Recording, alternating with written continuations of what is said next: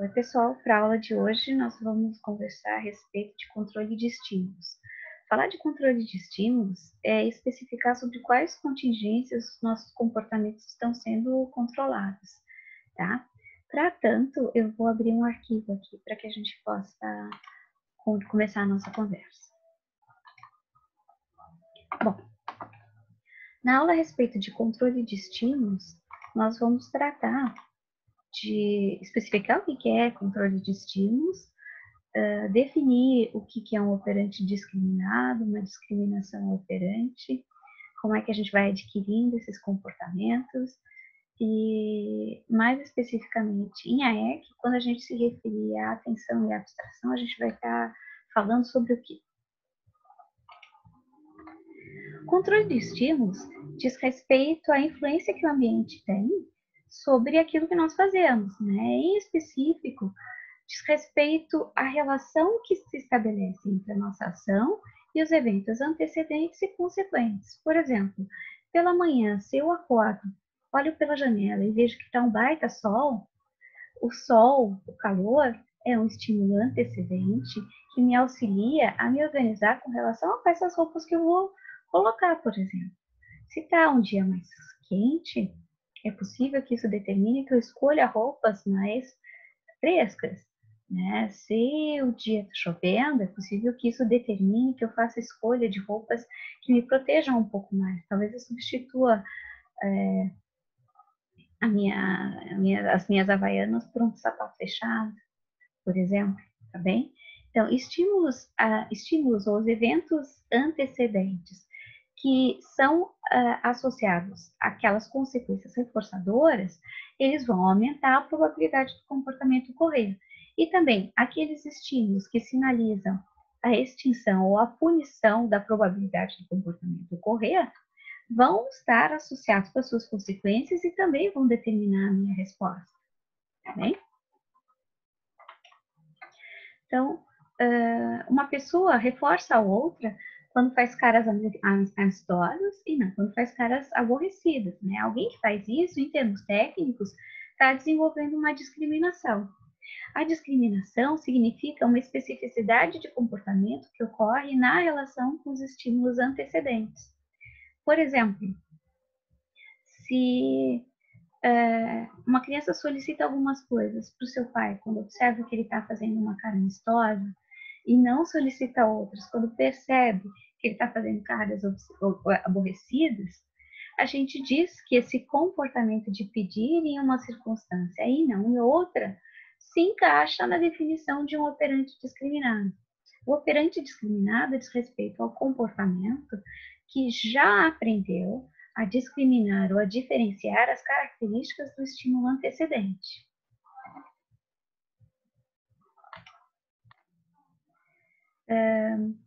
No processo comportamental básico, né, as respostas específicas ocorrem apenas na presença de estímulos específicos.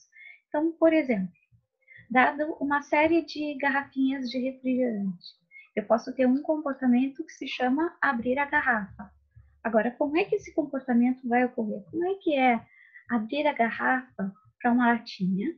Como é abrir a garrafa para uma garrafa de vidro? Como é o abrir a garrafa para uma garrafa de plástico, uma garrafa PET de plástico?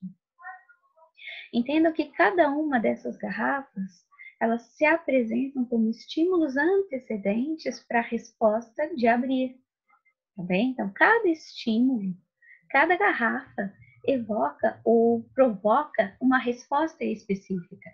E é exatamente isso que acontece na discriminação operante. Na discriminação operante, os estímulos antecedentes controlam e determinam qual resposta produzirá uma consequência reforçadora. Para que a gente possa falar, né, de operantes discriminados, a gente precisa entender o comportamento sempre na relação de contingência tríplice entre os eventos antecedentes e os eventos consequentes. O comportamento ele não ocorre isolado no ambiente, né, ele ocorre na relação que ele estabelece com o contexto em que ele é emitido. A isso se chama também, popularmente, de leitura do ambiente. A leitura do ambiente é algo que é aprendido. Por exemplo, se na presença do senhor X eu digo, o senhor é um ladrão, a consequência do meu comportamento depende das outras condições que existem no ambiente. Se estamos a sós e não há testemunhas, por exemplo, no cenário 1, o senhor X pode reagir de uma forma irada e me agredir fisicamente, mesmo sendo um político experiente. Se, na presença do senhor X e das câmeras de televisão, eu faço a mesma afirmação, a consequência do meu comportamento pode ser uma resposta em termos. Pode ter uma resposta que vai ter consequências muito diferentes. Por exemplo, né, o senhor X pode tentar convencer as pessoas de que eu estou errada, mas talvez eu não apanhe.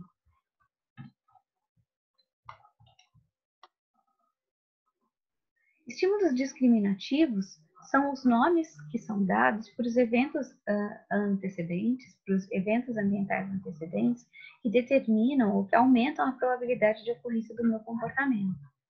Então, os estímulos discriminativos por esse nome sinalizam que uma dada resposta ela será reforçada caso um determinado comportamento ocorra.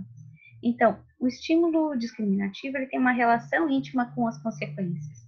De acordo com Rees, a discriminação se estabelece pelo fato de que um comportamento vai ser reforçado na presença de uma situação estimuladora e não ser na presença de outra situação. Esse processo é chamado de reforçamento diferencial. Por exemplo, né, na situação dos estímulos discriminativos, imagina que você está esperando para atravessar uma rua e nessa rua tem um semáforo ali, um sinalizador para pedestres. Quando aparece a luzinha verde para pedestres, você atravessa. Essa luzinha verde, ela sinaliza que ao atravessar a rua, a consequência é de que talvez os carros esperem.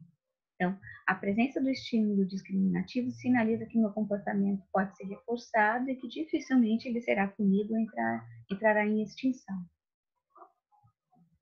Outros exemplos aqui.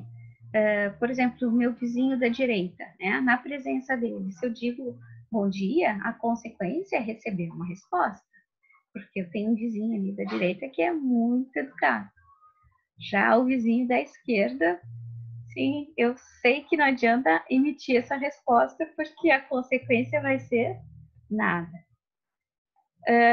Outra situação aqui, na presença do meu gato, se eu digo miau, o que ele faz? Ele vem correndo se esfregar nas minhas pernas, tá bem? 21 horas no domingo, hoje é domingo, né? Se eu ligar a televisão na Globo, o que vai estar passando? Provavelmente Fantástico. Se eu ligar a televisão, sei lá, ligar a televisão às 20 horas, o que vai estar acontecendo? Uma outra coisa, um outro programa, sei lá. Estímulos delta são outros nomes que podem ser dados aos estímulos antecedentes, mas eles estabelecem uma relação diferente com o comportamento. Eles sinalizam para o meu comportamento que se ele ocorrer, ou bem ele vai ser punido, ou bem a extinção pode ocorrer. Né? A minha resposta na presença do estímulo delta ela não vai ser reforçada. Era o exemplo que eu disse ainda há pouquinho, né? Na situação antecedente do meu vizinho à esquerda, se eu digo bom dia, como consequência, ele não responde.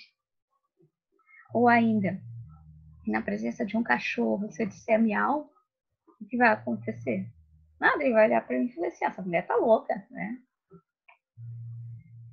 Ou ainda, situação mais triste, né? Na presença da namorada atual, dizer o nome da ex. Qual a consequência? Acabou o namoro, né? Acabou. Então, na situação de estímulo delta, determinados comportamentos, se ocorrerem, ou bem eles vão ser extintos, ou bem eles vão ser punidos. Discriminação de estímulos, conforme Cabral e Nick, é o processo de decompor ou de controlar as generalizações. Então, o estímulo ao organismo ele é capaz de discriminar entre dois eventos antecedentes diferentes e responder apropriadamente a cada um deles. O controle discriminativo de estímulos foi estabelecido de forma que quando um determinado comportamento tem alta probabilidade de ocorrer, a gente pode dizer com certeza que ele está na presença de um estímulo discriminativo. E se esse comportamento tem uma baixa probabilidade de ocorrência, é porque a gente está diante de um estímulo delta. A gente aprende a discriminar os estímulos por meio de situações de reforçamento diferencial. A gente não nasce aprendendo a ler o ambiente. A gente nasce aprendendo a ler as consequências que os nossos comportamentos têm em circunstâncias A, B, C ou D. Então, embora o estímulo discriminativo ele tenha uma importância na tríplice contingência, ele não inicia uma determinada resposta, né? Ele fornece uma pista, um contexto ou uma dica, dando oportunidades para que as respostas ocorram. Por exemplo, né? Estou aqui, chego, levo de faceira, olho para a cara do meu pai e digo, me empresta o carro? E ele responde, não.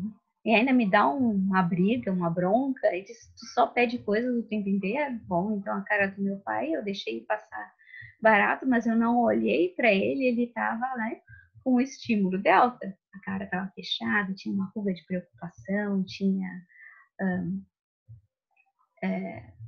a tez fechada, braba, tá? Por outro lado, se ele está sorridente, se ele está tranquilo, se ele está rindo, então são boas pistas, né, de que talvez na presença desse mesmo comportamento, pai me empresta o carro, eu disse, claro, pode pegar, tem dinheiro, eu preciso encher o tanque, precisa de alguma coisa. Nessa segunda circunstância, a gente está falando de um estímulo discriminativo. Preciso urgentemente mandar imprimir um documento, tá? Chequei antes se a impressora estava ligada ou não. Eu imprimi o documento e vem uma mensagem de erro. Aí eu vou ali olhar, a impressora estava desligada. A impressora desligada é o estímulo delta para o comportamento de impressão, que tem como consequência a mensagem de erro, ou seja, ruim no comportamento. Por outro lado, aquela luzinha verde, né, é uma sinalizadora, um indicativo de que ao mandar imprimir o documento, esse trabalho será impresso, ou seja, vou ter meu comportamento reforçado. Os estímulos discriminativos e mesmo os estímulos delta, eles são passíveis de um processo chamado generalização. Então, a generalização de estímulos, esse termo, a gente emprega em circunstâncias em que uma resposta é emitida na presença de novos estímulos que partilham uma propriedade física com o estímulo discriminativo, na presença do qual a resposta foi reforçada anteriormente. Então, por exemplo, quando eu olho para alguém, digo assim, pá, tu parece minha prima, aí com a minha prima eu posso falar tais e tais coisas? O que eu fiz ali? Né? Eu fiz uma generalização dos comportamentos que eu tenho com a minha prima para você que se parece minha prima ou a minha amiga. Por exemplo, quando a gente troca o celular, tá? Não necessariamente os ícones vão estar nos mesmos lugares, mas a gente vai buscar por ícones em lugares parecidos ou ícones com características físicas semelhantes aos anteriores. Então, esse é um processo de generalização de resposta para um aparelho novo. A mesma coisa ocorre quando a gente troca os softwares, né? Atualiza o Windows ou atualiza o pacote do Office.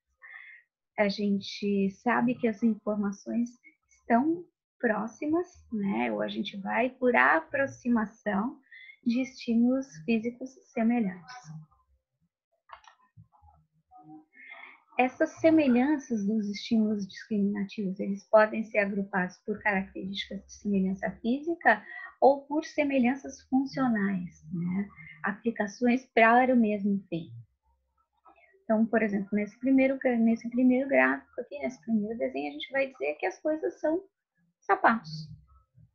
Né? E o que eles partilham em comum? Se a gente for olhar para eles mesmos, eles partilham poucas coisas. Eles podem ter cores, formas, detalhes diferentes, mas eles têm a mesma função, que é vestir o pé. A mesma coisa com relação ao termo instrumento musical, né? De fato, o que eles partilham em comum? Eles produzem som. Isso daqui não é necessariamente uma característica física visual, pode ser uma característica física auditiva, sensorial, perceptiva, ou de adequação a funções novas. Quando a gente diz atenção, prestar atenção em algo, prestar atenção diz respeito a se comportar sob um determinado controle de estímulos, né? Discriminar entre os diferentes elementos ou estímulos que estão presentes, aqueles que efetivamente me auxiliam a produzir uma mudança no ambiente.